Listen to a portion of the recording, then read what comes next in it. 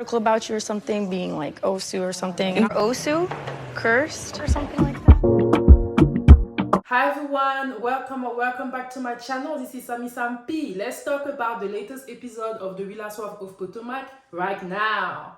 So it starts with Ashley meeting with her mom. Her mom is looking good. They're basically catching up. All the stuff that she would have said somebody like Candiace or else, she's telling her mom. Her mom is like on it. So you see, she's watching the show. She knows all the gossip when it comes to the group. They talk about her situation with her husband. They're not divorced, but they went on vacation with the kids to the Bahamas and it was really good. It didn't touch her, nothing happened, right? She's also saying that she has no clue what's going on with Candiace and her husband, but all she has to say is that the lawsuit that's going on, because the accusation that Candiace made, it really affected his business. No, it didn't affect his business. His behavior affected his own business. Okay, I think he just doesn't like Candiace because Candiace just doesn't like him and he's saying a lot of truth. And Ashley, of course, is going to defend her husband because at the end of the day, he's the one paying the bill on the house. She is now saying his name is not on. Down in the episode, she's talking about his name is not on the mortgage he's paying. His name is on that mortgage. Both your name are in that mortgage. She is trying to protect that relationship because this is his cash cow. And she's telling her mom that she's going to have a housewarming, and she's telling her who she's going to invite. And that's when we're introduced to the new girl, Nneka, who basically she met through another friend. So she's saying she's gonna be there. Then at some point, her mom is like, invite Candiace. And she's like, no. Yeah. Mia and Karen. Mia finally got the courage to call Karen and try to meet with her because she wants to clarify all the stuff that she said during the previous season. And Karen is coming, back me up crazy when she did this here. How you doing? Can we start? Oh, okay. Shall we start? She ain't here to play with you. She's letting you know I'm with you right now. So don't think I'm gonna be huggy on you. So yeah, they talk and Karen tells us what's on her mind, and she's not playing with Mia, and she's telling her, you shouldn't have done this, you shouldn't have done that. You don't break girl code the way you did. My husband was disrespected to so many levels at that moment. And Mia accepts it, but she's also blaming it on the alcohol. Alcohol. That's what they always do. Every time they overtalk or say something they shouldn't say, it's all about, oh, I've been drinking. Blame it on the alcohol or whatever. But eventually they end up deciding that, they're gonna give another try to their friendship. And we'll see where it's gonna lead them. But one thing about Karen is that in the confessional, she's like, I'm just being an hypocrite.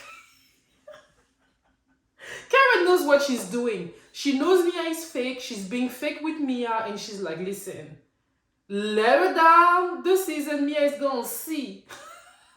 She's gonna see. She knows what she's doing, and I love it. I love Karen. She's been hilarious so far. And we're back with Robyn and Juan. And the BS. I don't even want to talk too much about it because basically Robyn tells Juan what happened with the ladies, and you can see that the way she's saying what the ladies are saying is also a question for him. But of course he's like, I don't care. I don't care.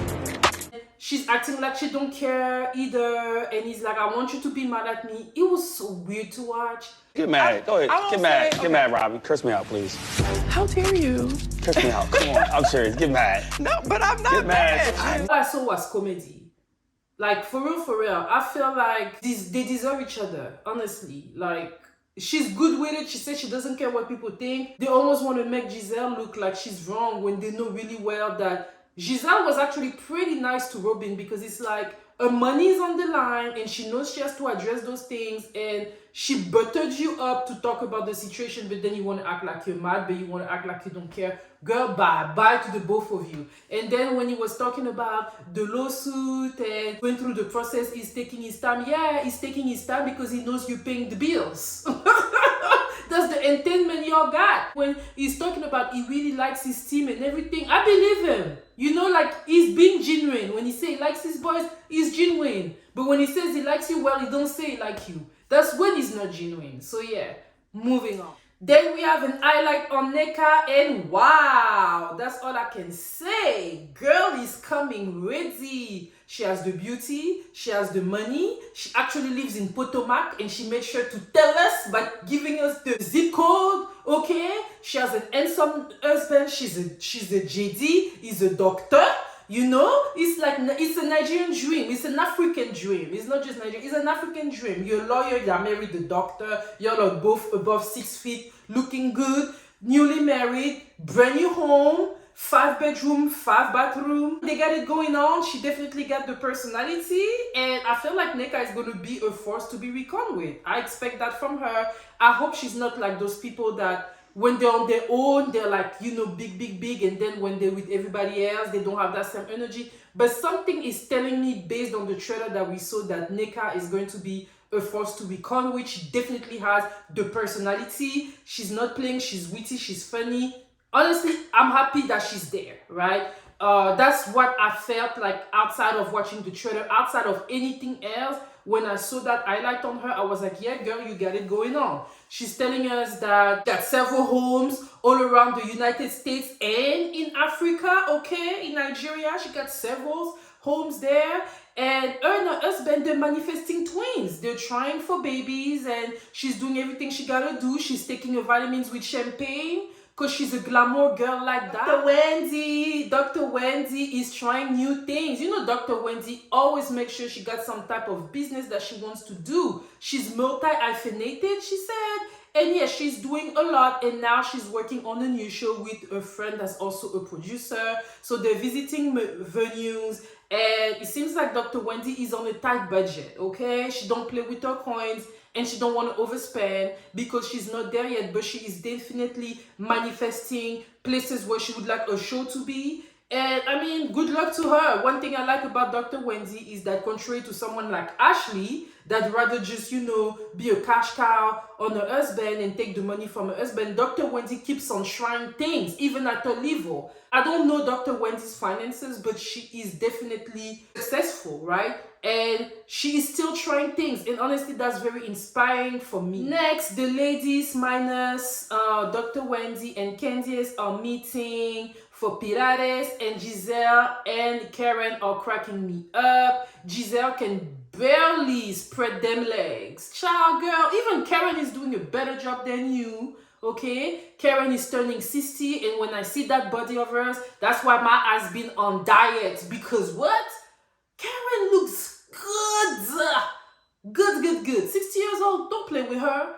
And the lady are talking. Giselle is telling Karen that she thinks she's gonna have to apologize to Robyn, and Karen agrees to a certain level. They both need to apologize to each other. At the end of the day, Karen said that she said what she said, and she meant it when it comes to Juan having a mistress. So yeah, I guess. Also have an highlight on Candice. Candice is meeting with like a assistant or tour producer, and yeah, she's gonna go back on tour. And she doesn't want to have Drew from Real Housewives of Atlanta there because she feels like she can sell out on her own. And I'm like, okay, girl, do your thing. Next, we have Ashley housewarming party, and we see her uncle there. And at some point, when her and Giselle and her uncle are talking, asking Ashley, like, you went to vacation with him? And she's like, yeah. And he's like, And I'm like, I feel the same way, and I'm not old school like that. Like, yeah, vacationing with your baby daddy and stuff like that. I'm sure y'all, you know, but oh well, right? And people are telling her how beautiful her house is, and her house does look good, you know. Is it my style when it comes to the home decor? No, it's not, but whatever works her boat, okay? We have Sesame Street coming in. We don't really see her talking with the girl, but she's definitely there. And Wendy comes in, and when she comes in, Giselle kind of moved herself, and Hey, Mama, how you doing? I'm good, Ma. Oh, so good to see you. Hey, Mama. So good to see you. Yeah. Hi. Dr. Wendy paid the dust, and I was like, you go, girl, you go, girl. Giselle really thinks she's all that. I think that Giselle is jealous of Dr. Wendy. I think that Dr. Wendy really hit a point when it comes to Giselle. Like whenever she shaded her in prior season, and Giselle still has not digested it. She has a personal vendetta against Dr. Wendy. which is mixed with jealousy. That's my opinion. Because Dr. Wendy got the life she wish she could.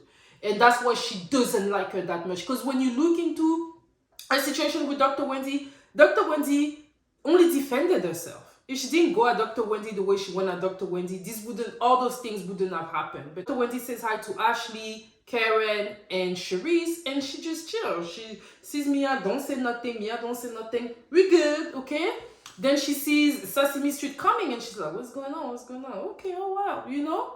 Then we have Nneka coming. Nneka is looking good. She comes in and she's telling all the ladies how they're looking good and everything. When she came in, Dr. Wendy seemed a little bit like ill at ease, but we never know, right? Maybe it was, production that edited things a certain way. And at some point, Ashley takes Dr. Wendy aside, and that's when they started talking. And I love that Dr. Wendy actually took charge, and she told her how she felt. You have always made me feel like a mother. I hold you in a very special place. Ashley. It's fair. Go ahead. I have questions with everything that transpired with Deborah. At that moment, I think they were playing chess. I felt like that conversation is very decisive for how things is going to go the rest of the season. I think that what Dr. Wendy basically said to her is, listen, I know there's a side of Giselle and Robyn, and I'm closer with Karen and Candiace, but I really like you, and I would like some type of loyalty from you. But at some point, I wasn't sure because of what happened with Sesame Street. And I felt that was a decisive moment where Ashley also made it known to her that they're not going to be on the same group. I felt that when Ashley was talking about, we don't know each other like that, that was BS. And I think that Dr. Wendy should take that as Ashley is not going to be on your side. She's going to be on Giselle and Robyn's side whenever she brought up the situation with Nneka. Talking about you, how esteemed you are, how professional you are, and this and that. I told her that you were a doctor, and she was like a medical doctor.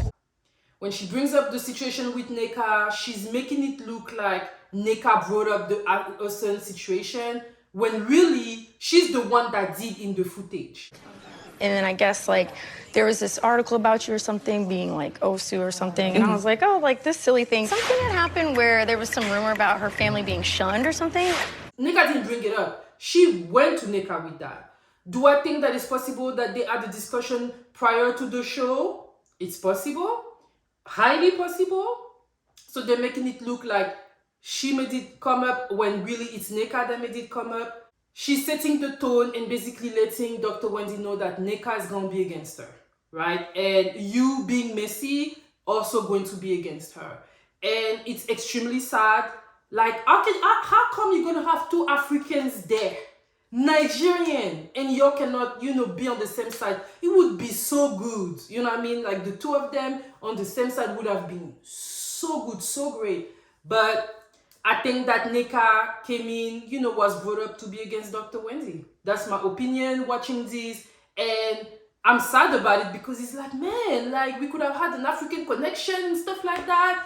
And I was excited and everything, but the discussion is settling the tone. Ashley is messy as ever. She's not going to change, and it is what it is.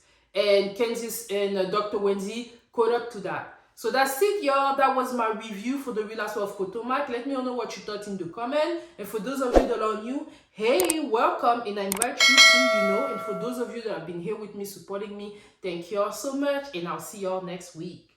Bye-bye.